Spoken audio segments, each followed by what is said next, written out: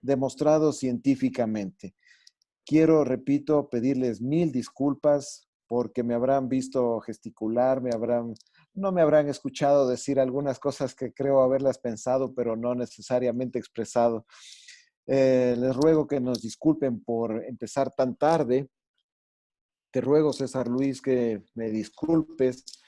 Yo estuve intentando llenar los vacíos, divagando con la paciencia de todos quienes estaban en la otra sala, pero quiero tomar control, como decía, de la situación y quiero empezar de cero.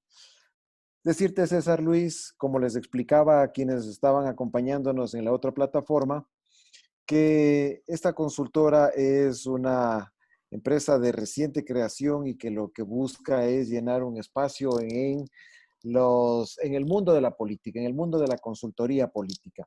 Lo que buscamos es contribuir en el proceso de formación electoral de la gente y, cómo no, contribuir en la profesionalización de esta actividad de la consultoría política que en muchos casos es ejercida hasta desde un punto de vista artesanal por el candidato, su familia, sus hermanos, sus amigos, sus parientes, sus compadres. ¿No es cierto? Que en esa dirección hemos hecho ya 4 eventos de esta naturaleza y que ahora es un gusto poder conversar contigo.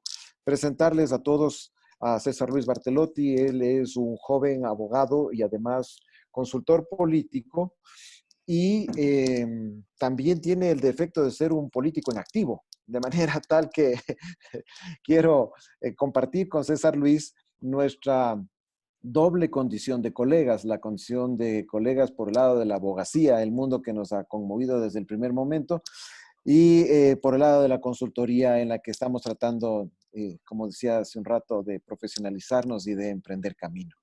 César Luis es nacido en Latacunga. César Luis Bartelotti es nacido en Latacunga, es abogado de profesión, es titulado por la Universidad del Pacífico con honores. Además, actualmente cursa un máster en la Universidad de Valencia, ¿verdad? En la Oberta de Cataluña. En la Abierta de Cataluña. Y como decía hace un momento, es un político en activo quien, además de conocer la parte académica, también conoce los padecimientos que los políticos sufren en campaña. De manera tal que, si podemos arrancar, lo hacemos inmediatamente. Hago una pequeña introducción. Todos estamos ahora un poco preocupados y conmovidos con el tema de la coyuntura, con el tema de la crisis del COVID, del confinamiento y de la expectativa de pasar a la etapa de distanciamiento social. El Ecuador también está en la coyuntura de que en el mes de febrero del año 2021 tiene elecciones en las que elegiremos presidente y vicepresidente y asamblea. Y naturalmente todos en el mundo pensábamos que las campañas electorales iban a ser como habían sido siempre, porque no estábamos enfrentando una situación como la catástrofe que el día de hoy vive todo el planeta. Las catástrofes cambian a las sociedades, cambian a los seres humanos y naturalmente cambian a la política. Y lo que queremos es conversar con César Luis respecto de estos cambios en la política, en las campañas y en las elecciones. Le quiero decir a nuestra amable audiencia que esta realmente no es una entrevista, que yo no soy periodista, que yo no pretendo ser periodista y que lo que aquí buscamos es conversar de la manera más fluida, más amable, más cordial con César Luis para nutrirnos de sus conocimientos y para tratar de sacar en limpio algunas ideas para todos aquellos a los que el mundo de la política de alguna manera nos jala. César Luis, eres bienvenido. Unas palabras iniciales tuyas para nuestros amables y muy pacientes acompañantes en esta noche. Muchas gracias, mi querido Pablo. Efectivamente, a todos que nos están viendo tanto a través de Facebook, igual acabo de compartirlo en mis redes sociales, el link, y por supuesto para quienes se han conectado directamente a esta conferencia, un fortísimo abrazo. Las disculpas del caso de Vidas, efectivamente tuvimos un problema inicial de conexión, cosas que están pasando y también lo que el COVID precisamente nos ha cambiado, ¿no? Estábamos acostumbrados a estas grandes conferencias, todos juntos, todos abrazándonos, todos preguntando, y hoy por hoy más bien gracias a la tecnología podemos efectivamente conectarnos. Te quiero agradecer a ti. Algo habíamos empezado a conversar con las personas que nos escuchaban, fundamentalmente de estos cambios. La vida nos cambió. A partir del mes de febrero en Ecuador, en algunos países poco después, en algunos poco antes, la vida que conocíamos como normal, como rutinaria, ha cambiado y evidentemente la política ha cambiado con ella. Ya los votantes no son los mismos. Eso implica que los líderes políticos no pueden ser los mismos, los candidatos no pueden ser los mismos y los partidos no pueden ser los mismos. El COVID, de una u otra forma, no solo ha modificado nuestra forma de vivir en este instante, sino que adicionalmente lo que ha hecho es modificar todo hacia el futuro. Y teniendo elecciones en el 2021, uno de los principales puestos o puntos que se han modificado o que se van a modificar precisamente van a ser o va a ser el ámbito electoral y el ámbito político como tal. Gracias nuevamente por la invitación. Un saludo cordial para ti. Gracias. César Luis, a ver, un poco tratábamos en la otra plataforma de decirle a las personas que uno de los temas que queremos explorar contigo es precisamente los nuevos liderazgos que van a surgir a partir del COVID. Yo trataba de hacer una introducción diciendo que hemos visto cómo algunos liderazgos van a desaparecer. Y no me refiero solamente, o no me refiero principalmente a las personas, a quienes la factura del COVID les va a ser imposible de superar. Me refiero a los estilos de liderazgo. Yo quisiera una exploración tuya, César Luis, respecto de cómo miras tú qué son los estilos de liderazgo actuales y cuáles van a ser los tipos de liderazgo que conozcamos al salir de esta crisis. No solo en el Ecuador, si es que te parece, sino a nivel global. ¿Qué improntas tú crees que van a marcarse en los nuevos estilos de liderazgo? Y yo luego te comento cuáles pensaba y decía un poco en la otra plataforma que son las improntas que yo creo que van a tener y que no sé si me escuchaste porque por lo menos verme no me habrás visto. Bueno, te escuchaba, en realidad te escuchaba y te veía.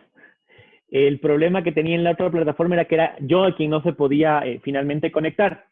A ver, partimos de la política pura, de la política llana, de aquella política que empezó a llevarse en cuanto a lo electoral en Grecia, con los discursos, con la gente o con el político cercano a la ciudadanía.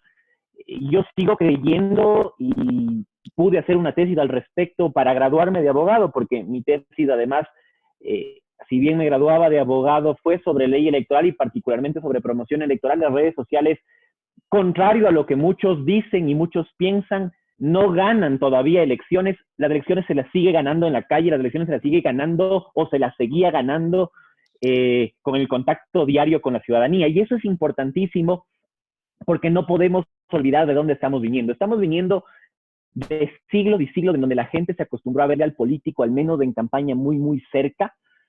Se acostumbró a verle al político durante muchísimo tiempo con grandes discursos, con una potencialidad oratoria bárbara.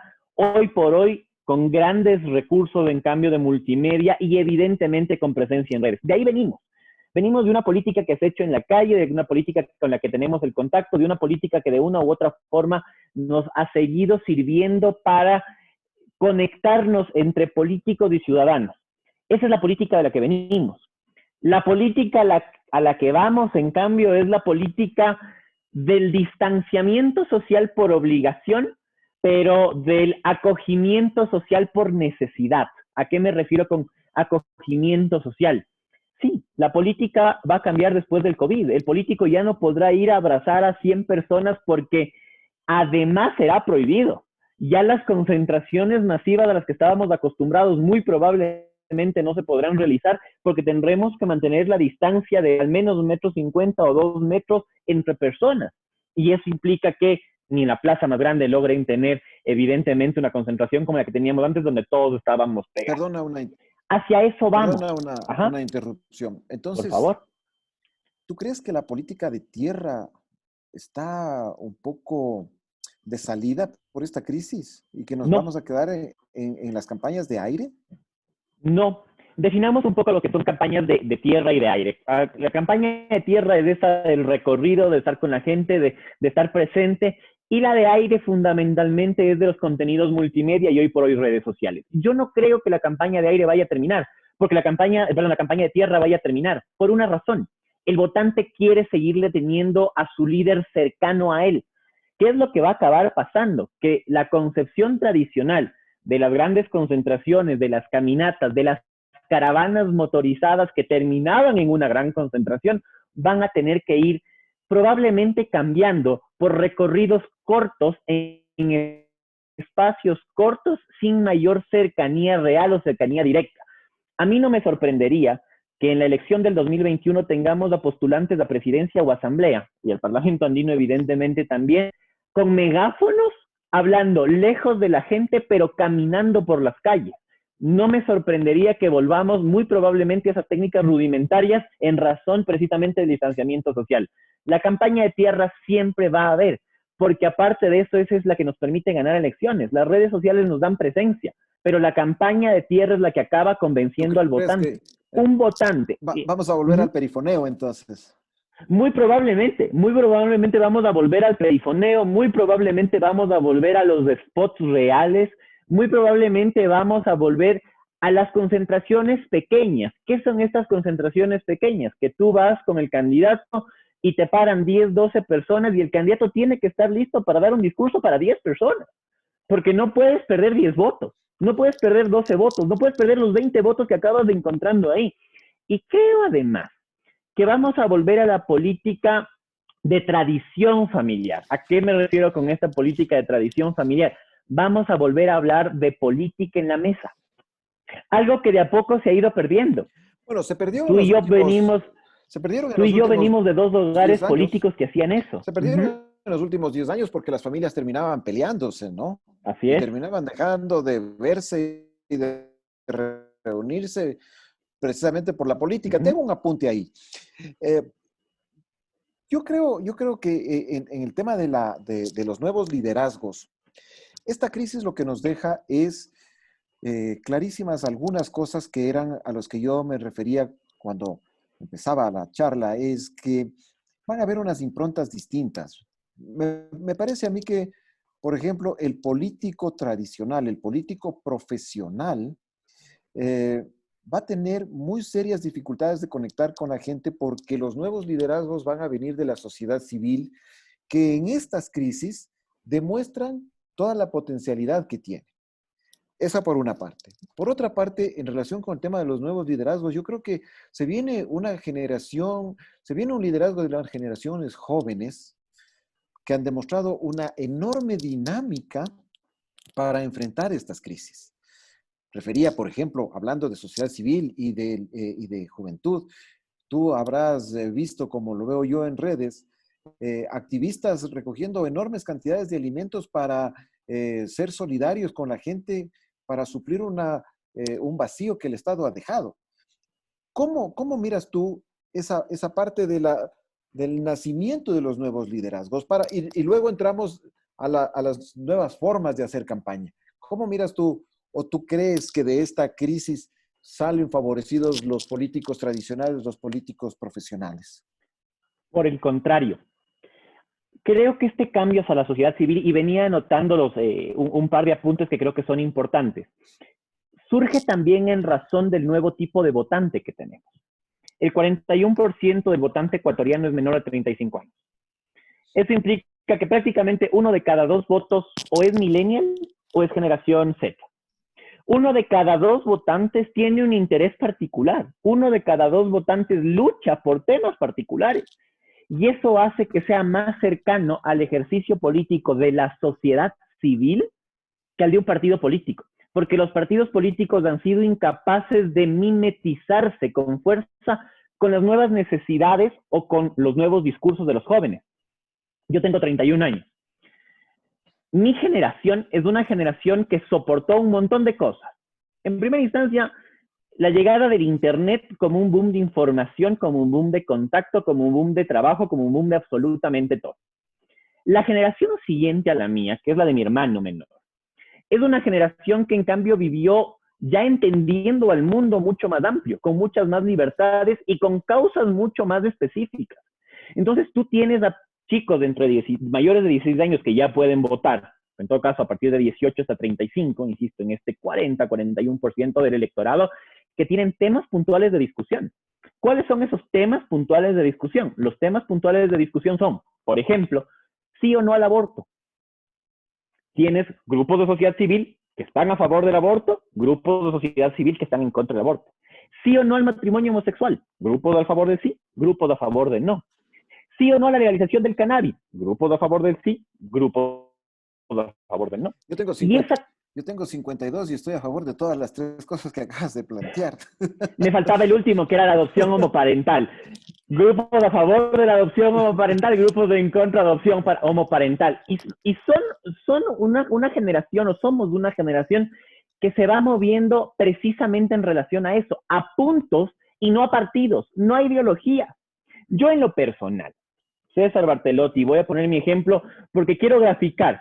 Siempre me he considerado como un hombre de centro derecha en lo político. ¿En qué sentido? Creo en la libertad de empresa, creo en la libertad de mercado, creo en la libertad de contratación, creo que el Estado tiene que ser pequeño.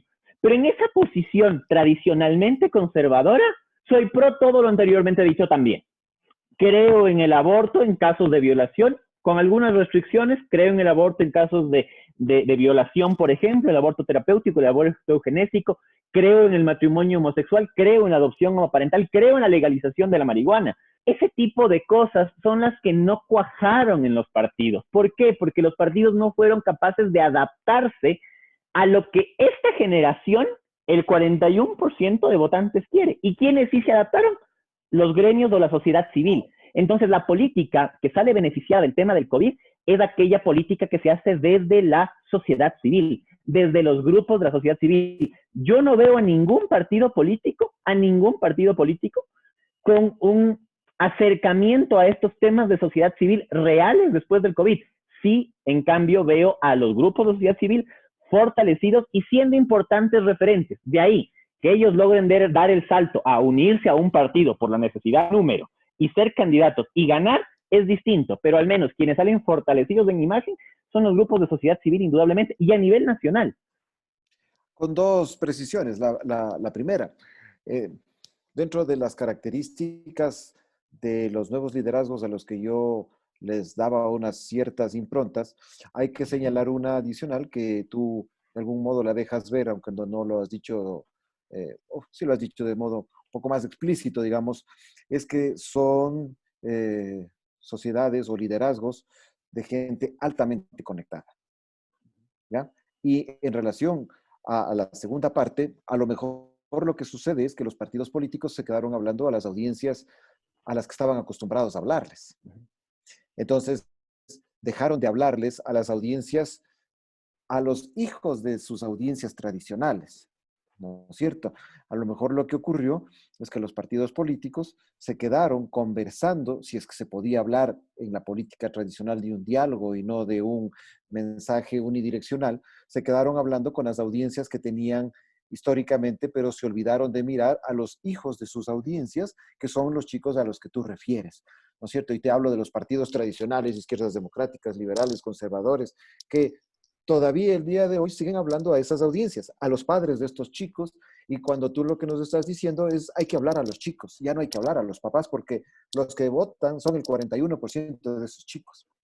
Y los partidos están... Efectivamente, Adelante. efectivamente, y además hay algo interesante. Esta es una generación que logró conocer el mundo aún sin visitarlo. Voy a contar una incidencia de nuestra conversación de preparación a esta charla y con tu venia. Tu generación y las generaciones anteriores a ella era una generación para la cual salir del país era una verdadera travesía, era una verdadera experiencia, ¿no? Hoy por hoy nuestras generaciones, primero que podemos salir del país sin necesidad de salir de nuestra casa. A mí me encanta, por ejemplo, ver los videos de turismo y de las distintas ciudades. Soy apasionado de Marruecos, así que me ponen un video de Marruecos y soy el hombre más feliz del mundo.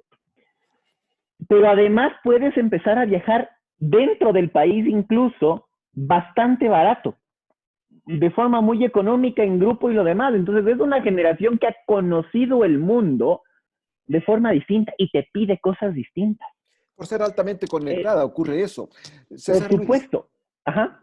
al- en la línea de lo que estábamos conversando, ¿tú, ¿tú cómo ves que estas que estos nuevos liderazgos van a expresarse en la política, porque creo que los dos coincidimos en que los nuevos liderazgos provendrán de la sociedad civil y empezarán a ocupar los espacios que los políticos tradicionales han ocupado siempre, los irán desplazando, pero es un proceso que, en primer lugar, genera mucha resistencia porque la gente joven prefiere, como tú decías, adherir a causas y no a partidos, lo hace exclusivamente por la necesidad del número y prefiere adherir a causas sin partidos. Pero la política, tal como está institucionalizada y construida en nuestros países, tiene que pasar por los políticos, tiene que pasar por los partidos políticos, perdón. Entonces, ¿cómo tú crees que va a hacer ese desplazamiento? ¿Crees que va a ser un desplazamiento gradual? ¿O tú crees que, por ejemplo, las elecciones del 2021 van a generar una irrupción de estos nuevos liderazgos y un desplazamiento así abrupto, violento, casi revolucionario de los liderazgos tradicionales? Me encantaría responderte que efectivamente el 2021 vamos a elegir entre líderes sociales y la forma en la que tengamos de integrar a la Asamblea va a ser con bastantes representantes de la sociedad civil, pero no va a ser así. Creo que va a ser una irrupción más bien bastante gradual y muy orientada a la voluntad política de los partidos. ¿Cuál es el problema que tenemos en Ecuador y en muchos de los países? Necesitamos sí o sí un casillero electoral para participar en política. El casillero en política electoral, ¿no? El casillero electoral para participar en política electoral los dan los partidos políticos. Entonces, si tú eres un magnífico líder social, pero no tienes un casillero, no puedes participar en la elección. ¿Qué sucede en el Perú, por ejemplo, en elecciones municipales? En las elecciones municipales, si tú quieres ser independiente y lanzarte sin partido, tienes que tener un número mínimo de firmas de respaldo y en razón de ese número mínimo de firmas de respaldo, tú participas en la elección. Y participas como independiente 1, independiente 2, independiente 3, en el orden en el que te hayas inscrito. Algo así pasa en México también. Lo pasó con Margarita Zavala y con otras personas. Y eso se negó en la consulta a la que la propuso Sixto, si no recuerdo mal. Si de hecho, se ha negado en dos consultas. En una consulta inicial que me parece que la presentó el ingeniero Febres Cordero al final de su mandato, un poco también por estrategia política para enfrentar al fenómeno Borja del 88, y la otra con Sixto, que en cambio tuvo el rechazo de los socialcristianos. Porque así más o menos funciona la política en el país. A ver, efectivamente. ¿No? Exacto, efectivamente. Lo que pasa es que si tú no tienes un casillero no puedes participar. Entonces yo creo que la presencia de estos líderes sociales en partidos dependerá de la voluntad política de los partidos. Más aún, mi querido Pablo, cuando por la nueva forma de votación y de asignación de escaños, son los líderes de los partidos quienes van a fijar el orden en las listas. Porque acuérdense que ahora no vamos a poder votar uninominalmente como antes, es decir, podríamos elegir entre varias, o plurinominalmente más bien, podríamos elegir entre varios candidatos de varias listas, sino que hoy nos va a tocar votar por una sola lista. Y esas listas son armadas finalmente por los líderes de los partidos políticos. Entonces, a mí no me sorprendería que un líder social con amplia trayectoria sea puesto tercero para abajo, dependiendo de la cantidad de personas en la lista, precisamente para agrupar esos votos, pero con poca posibilidad de llegar, porque no va a tener en cambio el voto individual que le hubiera permitido llegar. Claro, no va. Yo creo que la elección del 21 va a marcar eso. Perdón, mi querido Pablo. Yo creo que la elección del 21 va a marcar ese problema. Y la elección del 21 va a ser un laboratorio para todos quienes hacemos consultoría política y para quienes hacemos política activa, porque no sabemos 20 años después o 25 años después cómo se comporta el electorado cuando tenga que votar por una sola lista. Y si Pablo Vaca y César Bartelotti, que son mis amigos, que son mis vecinos, que son mis parientes, que son mis abogados, están de candidatos por distinta lista, a mí me va a tocar elegir a uno y su lista, no a los dos. No voy a poder votar por los dos como podía votar antes. Entonces, el votante va a sentirse obligado muy probablemente a acabar votando por la lista que incluya al líder social con el que se identifique, independientemente del puesto en el que él esté.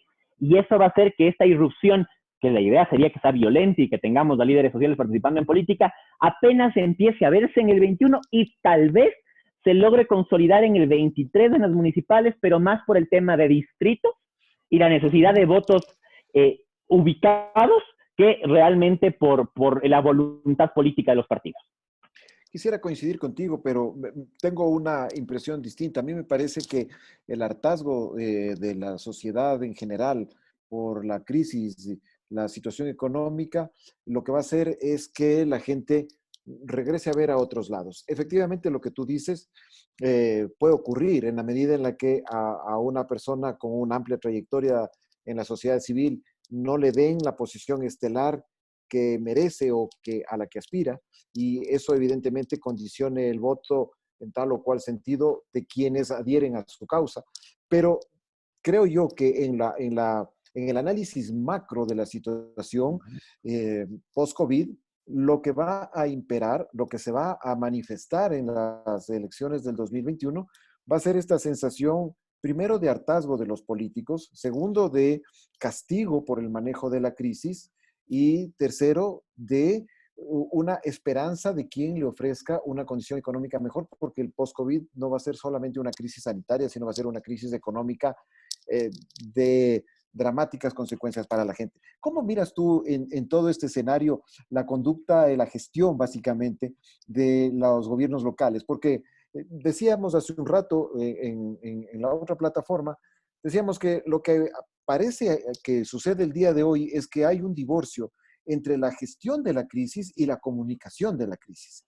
Cuando tú miras la comunicación de la crisis, parecería que estamos manejándola mejor que Alemania, o mejor que Canadá, o mejor que Nueva Zelanda, o mejor que aquellos 5 países dirigidos por esas distinguidas damas que han sacado la más alta puntuación en el manejo mundial de la situación.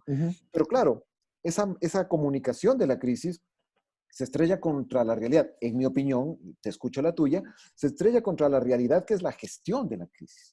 Y por eso es que yo les refería hace un rato que, por ejemplo, el CIES, que dirige Tatiana Larrea, decía hoy en la mañana a un medio de comunicación que el 84% de los guayaquileños y el 86%, el 84% de los quiteños y el 86% de los guayaquileños no creen en las cifras oficiales del gobierno. ¿Cómo miras tú todo esto, César Luis? Bueno, voy deshojando un poco la pregunta. En cuanto a alcaldes y prefectos, creo que la situación ha complicado la imagen de casi todos los alcaldes.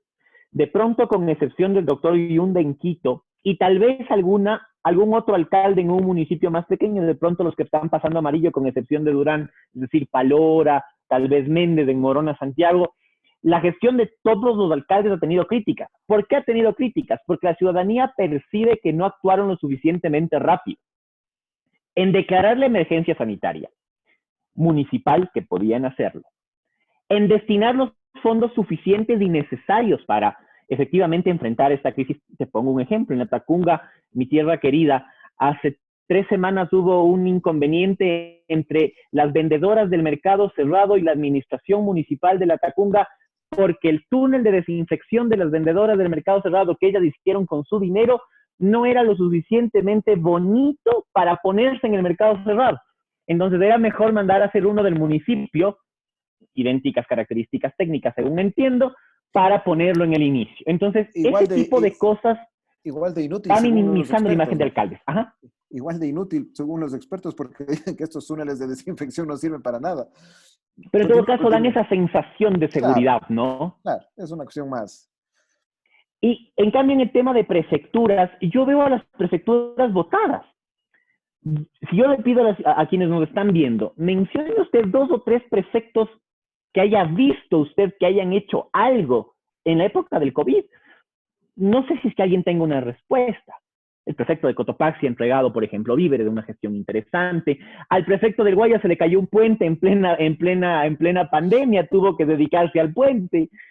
La prefecta de Esmeraldas ha hecho una labor interesante. El resto de prefectos no se los ha visto además en medios, no se los ha visto cercanos a la gente. Yo tengo ese defectito de estar o seguir en Twitter a todos los periódicos locales de todo el país, porque uno va sintiendo, ¿no?, el movimiento del país en general con estos medios locales. Yo no he visto notas a los prefectos, sí notas a los alcaldes, notas que acaban en críticas de gente, pero notas al fin. Y siempre se dice que en política es mejor que hablen aunque sea mal de uno, a que no hablen. Pero yo siento que las autoridades locales, en su gran mayoría, en gran cantidad y la generalidad, en realidad, salen disminuidas, salen golpeadas de esta crisis del COVID, porque la ciudadanía siente que no hicieron nada. Sí, las cifras del gobierno de pronto la gente no las cree, de pronto la gente no las piensa. Perfecto. Pero las cifras o la forma de llevar la gestión municipal en esta crisis tampoco es aplaudida por la gente. Y eso evidentemente va a complicar el escenario 2021 para los partidos en esos lugares. Una mala gestión de alcaldes, una mala gestión de prefectos va a repercutir también en un probablemente mal resultado electoral para la asamblea y para las presidenciales. Más allá, mi querido Pablo, que creo yo que la elección 2021 va a ser una elección muy vertical, mucho de liderazgos consagrados. Y es por eso que discrepo un poco contigo en el tema de los movimientos sociales en este instante. Salvo que tengamos una lista que lance a todos los líderes sociales que posiblemente puedan estar juntos. Pero creería yo que dado el distanciamiento social en la campaña, y esto sería otro punto que podríamos empezar a tratar, muy probablemente el arrastre presidencial acabe siendo mucho más importante que la propia imagen local de los candidatos, porque el arrastre presidencial es el que se podrá efectivamente evidenciar y juzgar, y el arrastre presidencial acabará determinando que efectivamente partidos tengan opción y otros no tengan opción, más cuando no puedes votar entre listas. Creo que es necesario acotar algunas cosas a lo que tú mencionas. En primer lugar, me parece que es importante rescatar el hecho de que el sistema público de salud depende del Estado, no depende del Estado central, no depende de los gobiernos locales. Y evidentemente, cierto es que a nivel de gobiernos locales hay sistemas de salud públicos, como por ejemplo aquí en Quito, el del municipio, O los el Guayaquil, patronatos propio, municipales incluso que pero pueden hacer algo de labor en... pero naturalmente es una obligación fundamental del Estado central. ¿Qué es, en mi opinión, lo que ha complicado la gestión y la credibilidad de algunos gobiernos locales, sino de todos? Primero, el hecho de que no recibieron oportunamente una información, como no lo ha recibido la ciudadanía, de la cual puedan ellos tener absoluta certeza para tomar las decisiones, para proteger a la gente. ¿No es cierto? Porque cuando tú careces de información, no puedes tomar las decisiones más adecuadas para proteger a la gente. No como dicen ciertos políticos, que hay que proteger a la ciudad en abstracto, los edificios. No, eso no. Hay que proteger a la gente, hay que proteger la vida de la gente. Los edificios no se mueren, los puentes no se mueren. La gente es la que se ha muerto y no hay que protegerla bloqueando calles o aeropuertos o puentes, sino hay que proteger a la gente dándole medicina, hospitales, médicos, etcétera, etcétera. Entonces, me parece a mí que la falta de información ha sido un elemento fundamental en los problemas que han enfrentado los GATS. Segundo, que el gobierno haya delegado a los gobiernos locales, el gobierno central, haya delegado a los gobiernos locales una potestad que es estrictamente suya, me parece una situación terriblemente delicada, grave y que puede generar las consecuencias que ya estamos empezando a ver. Municipios con un altísimo nivel de casos y de contagios son los primeros en pasar al semáforo amarillo, ¿no es cierto? Entonces, coincido contigo en varias cosas. La primera, efectivamente, los GATS se han visto rebasados por la crisis, pero se han visto rebasados por la crisis porque les han entregado les hemos exigido una atribución que no les compete, que es el sistema público de salud, no les compete, es obligación del Estado. ¿Dónde han tenido debilidades? Han tenido debilidades en el ejercicio del control y en el ejercicio de la autoridad respecto a medidas como las de la cuarentena. Esa es una realidad. Hay municipios muy débiles que no han podido hacer cumplir adecuadamente estas medidas. Vemos con tristeza como, por ejemplo, ciudades como Ambato, dicen los propios ambateños, un poco en broma, un poco en serio, que hay más gente que en las fiestas de Ambato. Vemos con preocupación, por ejemplo, la gente de Loja. La ciudad de Loja tiene unas imágenes que son sumamente preocupantes. La ciudad de Santo Domingo. Entonces, la debilidad de los gobiernos locales es una debilidad que pasa básicamente por el ejercicio de la autoridad y del control en esa medida. Estos problemas evidentemente van a ser un lastre para los candidatos nacionales, para los candidatos presidenciales, que van a tener, decía yo hace un rato, van a tener que un poco divorciarse de sus autoridades locales. Te pongo un ejemplo con nombres y apellidos. En la política no hay que tener miedo a los casos.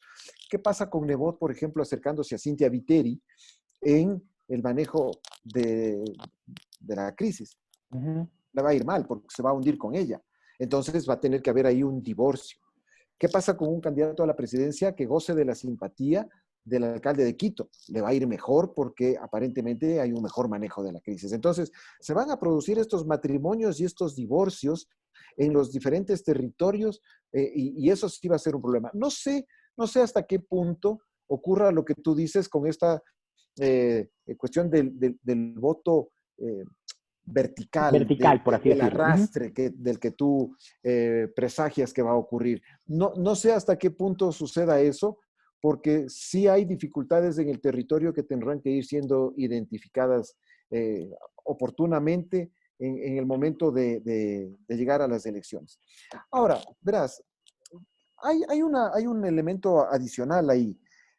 Muy probablemente, bueno, la señora presidenta del Consejo Nacional Electoral ha propuesto dos cosas sin sentido que preocupan mucho. La primera cosa, que no se hagan las elecciones, ¿no? Recuerda tú que hace varias semanas o quizás ya meses propuso que las elecciones no se hagan y lo propuso creo que a través casi que de algún medio de comunicación cuando hay una norma constitucional que establece periodos para las dignidades. Y la segunda, acaba de proponer hace pocos días que las votaciones se hagan en 3 días. Imagínate en un país como el nuestro, que votemos viernes, sábado y domingo. La noche del viernes ya tenemos a todos los candidatos festejando la ganancia. La noche del sábado tenemos a todos los candidatos gritando fraude. Y la noche del domingo tenemos a todos los candidatos autoproclamándose presidentes. O Entonces, incendiando el CNE según el caso. o incendiando. Acuérdate que tuvimos que volver a contar los votos, digo como país, ¿no es cierto? Como sociedad. Tuvimos que volver a contar los votos porque había personas que querían incendiar a las instituciones y a las ciudades porque el resultado no les favorecía. ¿Cómo ves tú esta posibilidad de implementación del voto a través de métodos electrónicos y de que se haga en días sucesivos, etcétera, etcétera? Complejo. Una de las cosas que el COVID cambió fue precisamente la realidad del voto. La idea de que sea el voto en 3 días a mí me aterra en lo personal. Y me aterra porque en un país en el que siempre hemos desconfiado de los votos, aún teniendo los representantes electorales, teniendo la fe pública, teniendo la fuerza pública, teniendo mesas de paradas de hombres y mujeres, de hasta 300 para que no se acumulen, etcétera, etcétera, etcétera. En un país que hemos tenido en teoría estas ventajas para que podamos ir a votar con facilidad durante 10 horas y no tengamos mucho lío y al final se cuenten los votos y quien tenga más votos gane una elección. En un país como ese, hemos tenido reclamos de fraude electoral. En un país como ese hemos querido incendiar primero el TSE y hoy el CNE. En muchos casos los votos no correspondían.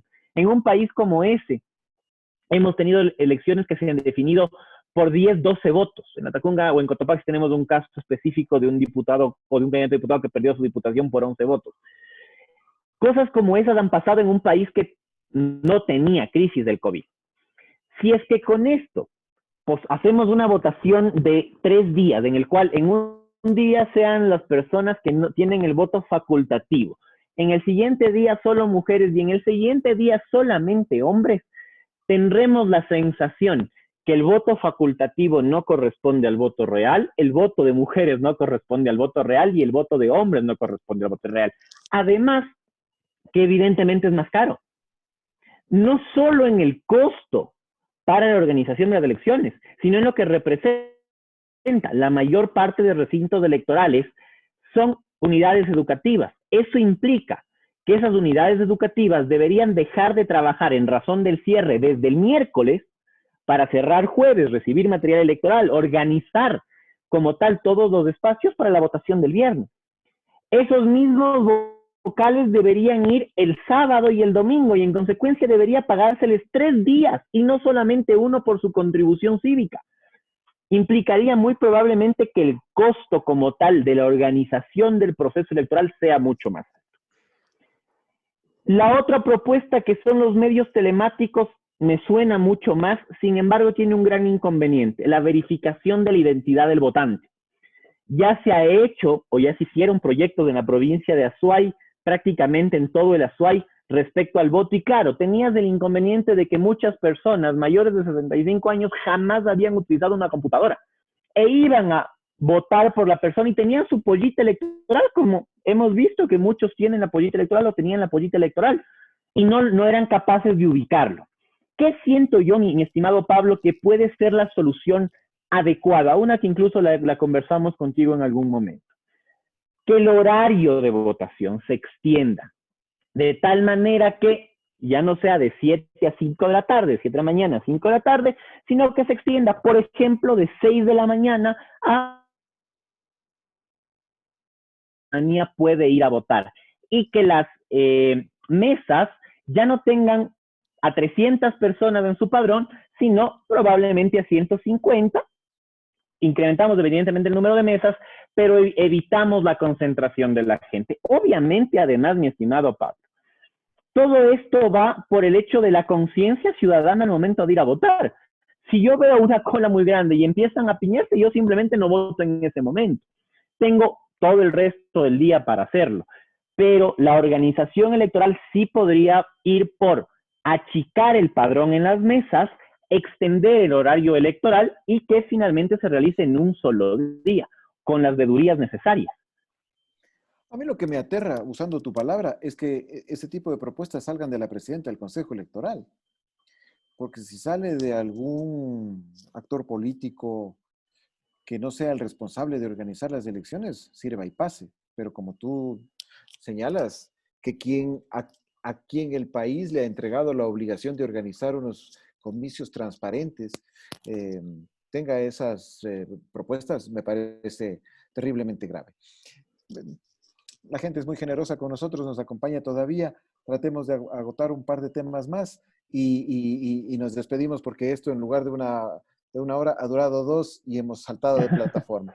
Quiero hacerte una Muchísimas gracias. pregunta. ¿Cómo crees tú que sale el ecuatoriano luego del COVID? Porque indudablemente hemos cambiado, indudablemente vamos a cambiar, ¿no es cierto? Todos queremos tener la esperanza de que salimos mejores ecuatorianos, mejores ciudadanos, más solidarios, más buenos, más nobles, más todo lo positivo. ¿Cómo crees que sea el elector ecuatoriano post-COVID?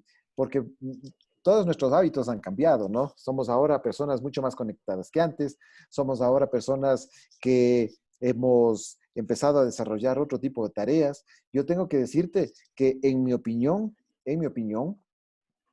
el COVID acaba de demostrar una vez más que es necesario que sociedades como las nuestras trabajen mucho más profundamente en la equidad de género, muchísimo más profundamente.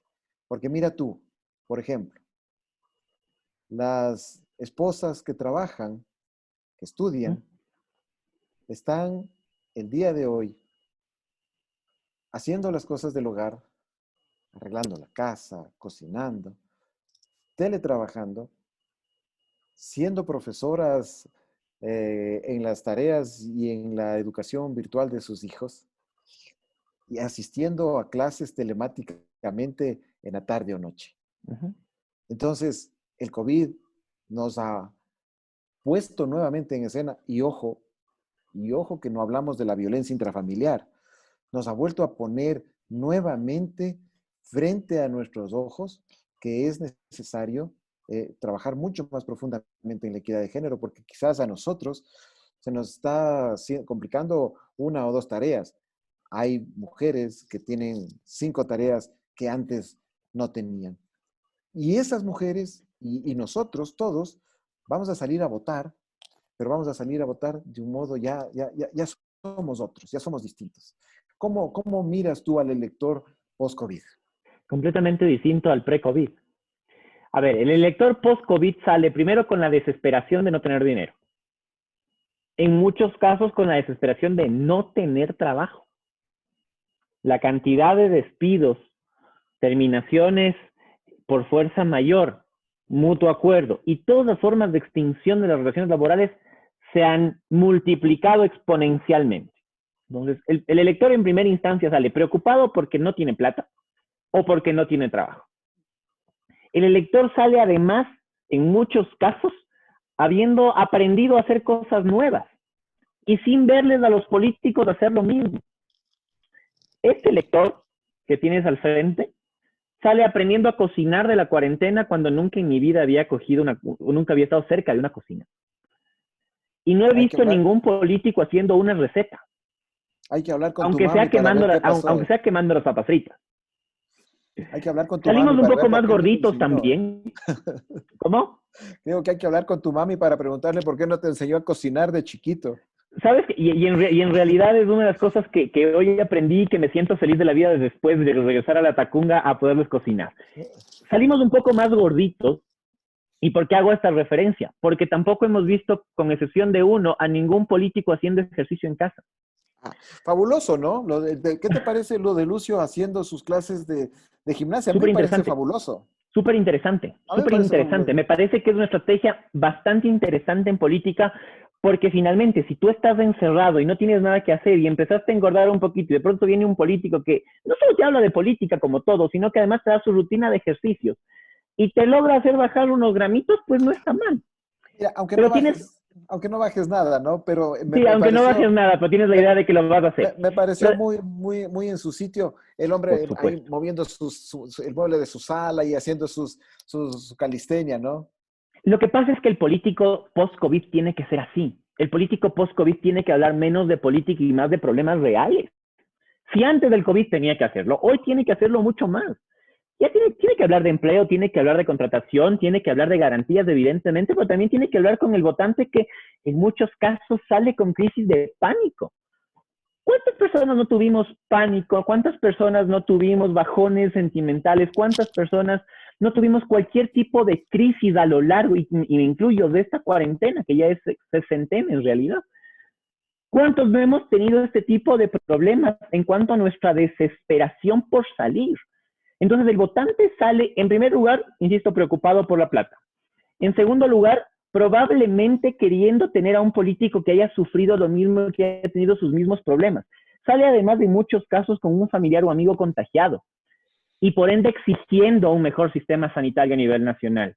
Y finalmente sale con un montón de problemas mentales, un montón de problemas fruto del encierro. El encierro es seguramente la principal causa en este momento para desórdenes psicológicos de las personas.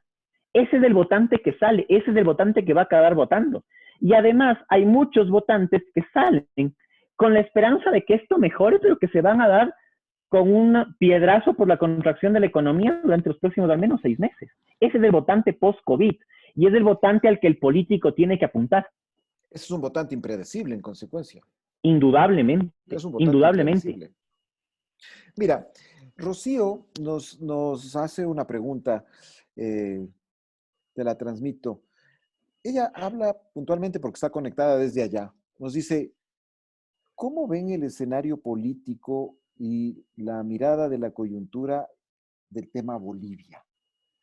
Acuérdate tú que Bolivia ha atravesado una crisis política muy severa con este golpe de Estado que le dieron a Evo Morales, eh, con una presidenta que ejerce sus funciones de facto, a la que los militares le entregaron el poder, eh, en la que hay una serie de acusaciones, como en otros países de América, respecto de la persecución judicial de opositores políticos. Y ahora, con esta situación, ¿cómo miras tú, así a breves rasgos, el tema Bolivia? Tranquilo. A ver, un saludo en primer lugar para Rocío y para quienes después nos verán evidentemente en Bolivia. Tengo grandes y gratos amigos, un par de ellos hoy por hoy en la legislatura boliviana.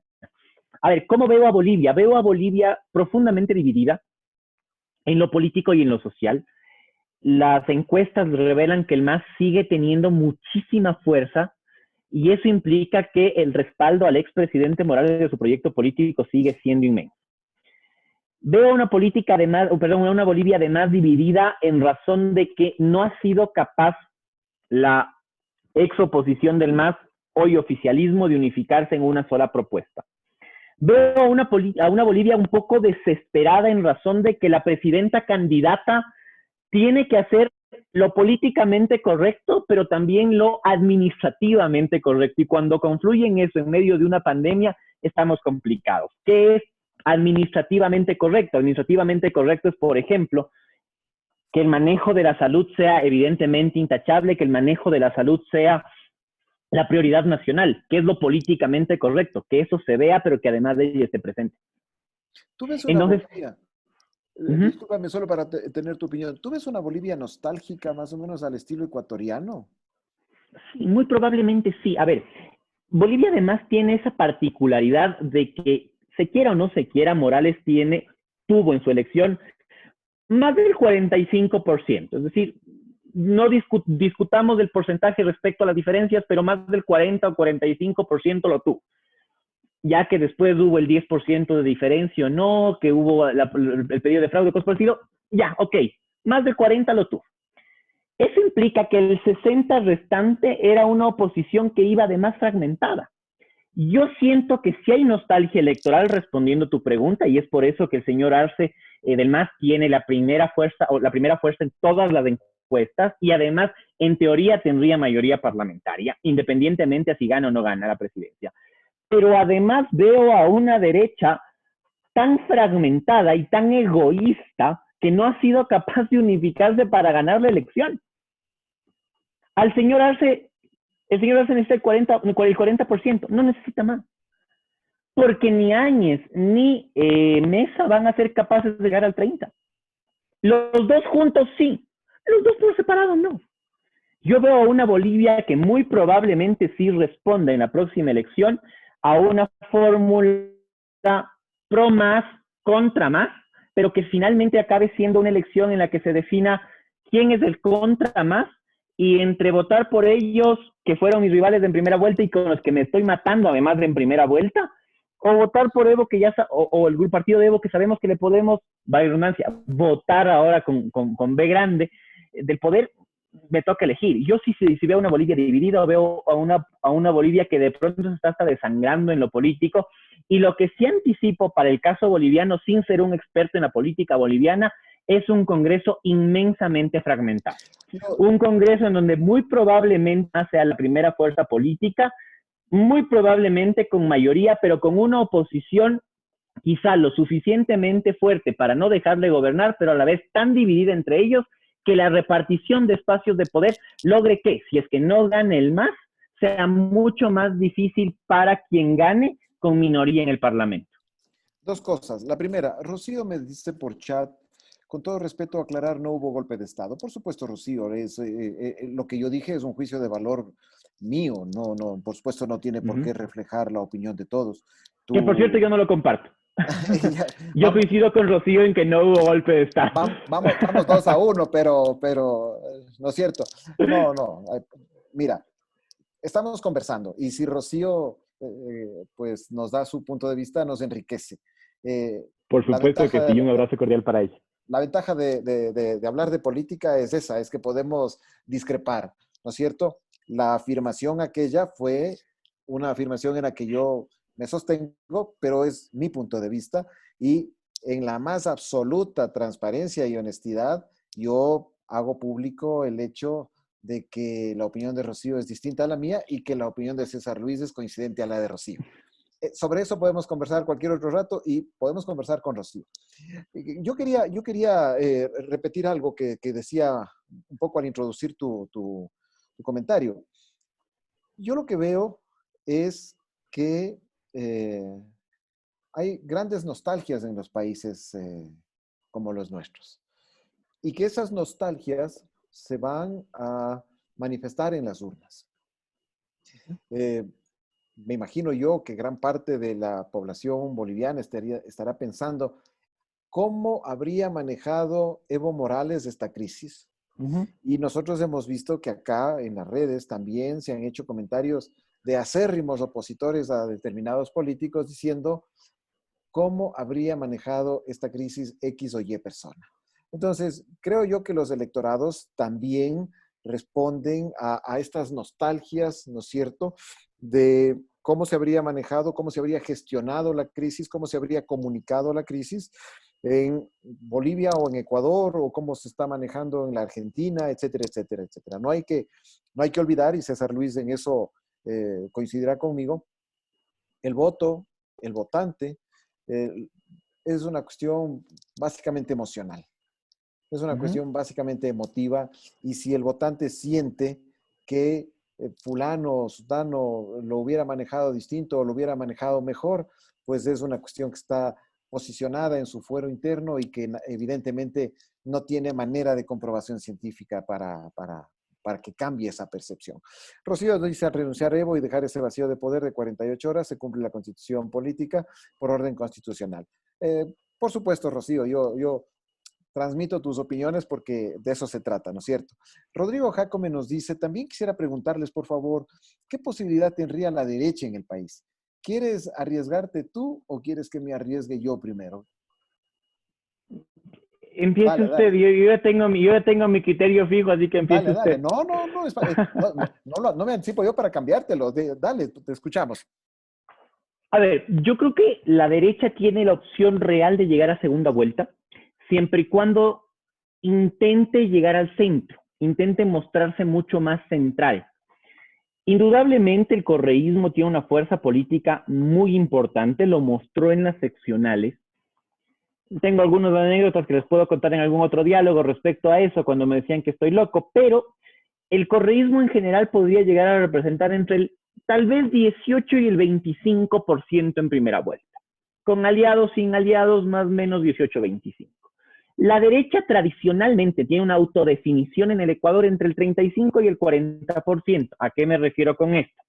Cuando ustedes, y Pablito desde la consultoría política me dará un poco la razón, cuando ustedes hacen esa línea imaginaria donde 0 o donde 1 es de extrema izquierda y 10 es de extrema derecha, el votante promedio ecuatoriano, la mayor parte está en el 3-4, es decir, en el centro hacia la izquierda.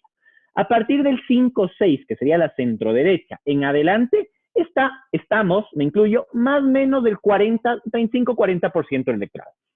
Si es que el electorado votara ideológicamente, la derecha tiene chance. Pero la derecha tiene chance entre más cercana sea al centro. De momento hay al menos 3 nombres de la derecha, los 3 se disputan el mismo nicho electoral, los 3 comparten votación y los 3 muy probablemente comparten la conciencia ciudadana. Si es que no logran esos 3 candidatos de la derecha unificarse en un solo proyecto político que les permita llegar a lo que yo creo es la valla mínima para pasar a segunda vuelta, que son 18 puntos, considerando entre 8 y 10 candidatos presidenciales, que además sí creo que pueden existir incluso un poco más, la derecha no llegará a segunda vuelta. Si la derecha logra consolidarse, insisto, en un proyecto político único, más cercano al centro que hacia la derecha, abordando los temas que iniciamos conversando, con posiciones claras respecto a el matrimonio homosexual, respecto a la legalización de marihuana, a la adopción homoparental, al aborto, temas de actualidad, la derecha tiene chance. Si la derecha sigue encerrada en el plan exclusivamente económico y político que tradicionalmente ha tenido y no tiende al centro, la derecha no tiene chance. Puede llegar a segunda vuelta, pero en la segunda vuelta puede ser en realidad derrotada por el correísmo sin mayor problema. Y yo creo que quien quiera de la derecha tener chance de llegar a segunda vuelta tiene que tender al centro, establecer puentes además con la sociedad civil y evidentemente tener discursos claros respecto a los temas puntuales que acabamos de conversar, porque finalmente el 41% de votantes está muy cercano a esos temas. Un poco contestándole a Rodrigo, ya para poder ir cerrando, son las 9:30 de la noche. Yo creo que nadie se va a definir de derecha en estas elecciones. Yo creo que a todos los candidatos a los que les pregunten, ¿y usted en qué posición ideológica se ubica? La primera respuesta va a ser: señor, aquí yo me ubico en la posición de la gente, y van a eludir el autodefinirse como derecha o izquierda. Primero, porque, tal como lo decía César Luis, en el plano de la autodefinición, hay muy pocos sectores que se definen de derecha propiamente dicho. Los porcentajes de autodefinición de derecha son menores. La gente se autodefine como de centro derecha o de centro izquierda. La gente en la mentalidad de la gente, los extremos son negativos. Y entonces la gente procura eludir esas líneas, esos puntos, esos polos extremos. De modo que creo que adicionalmente, y una de las cosas de las que estábamos convocados a hablar es precisamente eso, después del COVID a la gente no le va a interesar los temas ideológicos, le va a interesar temas puntuales. ¿Quién resuelve su economía? ¿Quién resuelve el empleo? ¿Quién resuelve la seguridad? ¿Quién resuelve la migración? Etcétera, etcétera, etcétera. Entonces, nadie se va a presentar diciendo, yo soy el candidato que aglutina a la derecha. Evidentemente, quienes están un poquito más interesados e informados sabrán distinguir. Lazo es de derecha, Nebot es de derecha, Isidro, si se lanza, es de derecha. Hazme acuerdo de algún nombre que se me esté De escapando, pronto al César propio Luis. Otto se lo puede poner de centro hacia la derecha, Otto es de si centro acabara siendo derecha, ¿no es candidato. cierto? Y otra gente dirá, ah, no, el candidato correísta es de centro izquierda, el candidato MPdista es de extrema izquierda, etcétera, etcétera. Pero nadie, ningún candidato va a presentarse ni como de izquierda ni como de derecha, sino van a tratar de empaquetar el producto candidato en unas membretes un poco más dulces, más atractivos para la gente. Ahora, uno no es de derecha o deja de ser de derecha por cómo se autodefine. Uno es o no es por los intereses que defiende. ¿No es cierto? Entonces, yo puedo decir, no soy de derecha, pero si privilegio a determinadas posiciones neoliberales o de una determinada tendencia, evidentemente lo soy, aunque no me declare en eso.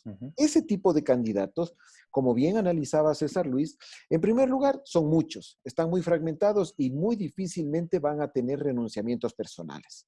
Lazo no va a renunciar por Nebot, Nebot no va a renunciar por Lazo, Otto no va a renunciar por ninguno de los dos, etcétera, etcétera, etcétera. Entonces, ellos enfrentan un escenario fragmentado. El otro sector tampoco es que estén viviendo el paraíso, no. Ahí hay también sectores muy fragmentados. Yo veo, por ejemplo, un Leonidas Issa con posibilidades muy importantes de aglutinar un sector de votos.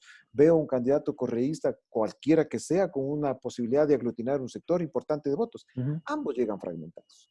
Pero el problema de quién se lleva esos votos no va a ser la autodefinición, va a ser cómo logran convencer a ese electorado que, como decía César Luis, sale con unas libritas de más, con angustia por la economía, con nuevos intereses y curiosidades, ¿no es cierto? Entendiendo, por ejemplo, que el día de hoy es vital tener internet, que el día de hoy es en la casa, que el día de hoy es vital tener un plan de datos suficiente, que el día de hoy es importante tener ahorros en la cuenta por si acaso volvemos a confinarnos.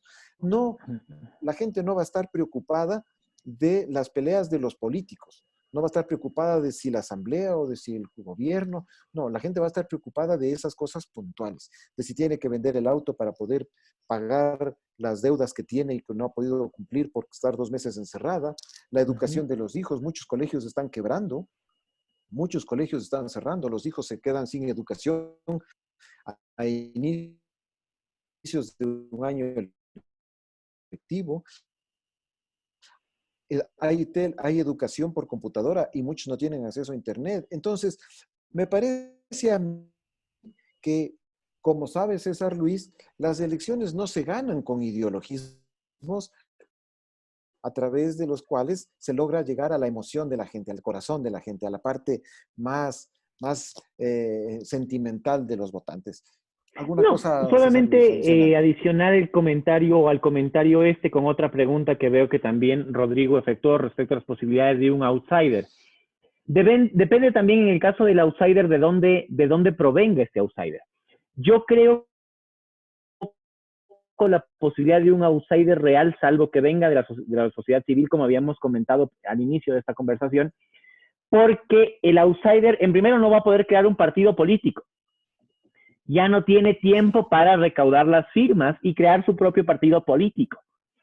Segundo, va a tener que negociar sí o sí la presencia con políticos que tengan número. Y tercero y más importante, le va a resultar más difícil y más caro recorrerse el país en menos tiempo. De una u otra forma hemos perdido 3 meses de política pura. A estas alturas ya deberían estar los partidos empezando a pensar en sus cuadros y están empezando a pensar cómo me afecta menos la actitud de mi alcalde o mi alcaldesa en determinados municipios. Entonces, para un outsider es más complicado. Lo que yo sí veo, complementando el criterio de Pablo, es que las dos líneas ideológicas, de izquierda y la derecha, van a ir tan partidas, tan divididas, que no se sorprendan, como siempre, como suelen decir eso, guarden esta parte del video, que la elección del 21 se acabe definiendo con una papeleta presidencial de entre 8 y 12 candidatos. No se sorprendan de eso. Y no se sorprendan que la lista de asambleístas nacionales tenga al menos 15 listas. La de parlamentarios andinos, idéntico número. Y las listas provinciales para asambleístas entre 15 y 18. No se sorprendan. No se sorprendan si se repite una papeleta tan grande como la de alcaldes, donde teníamos, si no estoy mal, 17 o 18 en el caso de Quito, 14 en Atacunga. Ahora para las presidenciales. 10, 12 candidatos que finalmente acaben fragmentando tanto el voto que lleguen a segunda vuelta quienes tengan algo más del 20% y por ende el 60% de la gente se quede fuera de segunda vuelta.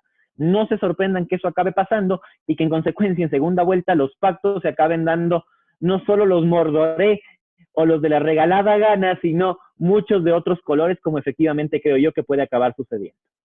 Bueno, de hecho, mucho se habla en los círculos políticos de pactos ya entre dos líderes importantísimos de antiguo antagonismo, ¿no? Pero la política es así, la política es conversar, la política es hablar. La política no es transar cosas por atrás de la gente, pero este país necesita un pacto de racionalidad. Los políticos, y yo quisiera terminar mi parte con esto para darte a ti la palabra y poder cerrar ya la conversación. Yo creo que el Ecuador de junio, julio del 2021 es un Ecuador que necesita grandes renunciamientos por parte de la clase política. Creo que es un país que requiere que tengamos consenso sobre 3 o 4 cosas. Esta crisis nos ha demostrado que no podemos ser un país que canibalice la política, que no podemos ser un país que canibalice eh, todo espacio público, ¿no? Se ha canibalizado de una manera tan triste la política en el Ecuador por lo que ya ni siquiera puedes conversar sobre ella. Ya ahora, el día que tú emites una opinión, ya eres pro fulano o anti fulano, y la verdad es que la política va más allá de los líderes que coyunturalmente puedan dirigir este país. El Ecuador sale con elecciones profundas, durísimas, gente muriendo en la calle, gente muriendo de hambre, niños suicidándose porque no tienen comida. Entonces, creo que este país necesita mirarse hacia adentro. Creo que los políticos necesitan mirar hacia adentro del país, como siempre ellos mismos dicen, de este Ecuador profundo que requiere cosas tan básicas como una educación pública de calidad, cosas tan básicas como un sistema de salud público de calidad, ¿no es cierto? Entonces, mira, si es que en el Ecuador la derecha y la izquierda coinciden en 4 o 5 puntos programáticos que vayan en favor de la gente, bienvenido. Si es que en el Ecuador el centro, la izquierda, la derecha coinciden en que la salud pública es fundamental para garantizar la vida de la gente, que la educación es fundamental para garantizar el futuro de la gente, el futuro del país, bienvenidos esos acuerdos. Si es que esos acuerdos son para repartirse la corte, para repartirse las instituciones públicas, para repartirse la aduana, esos acuerdos el país los debe rechazar.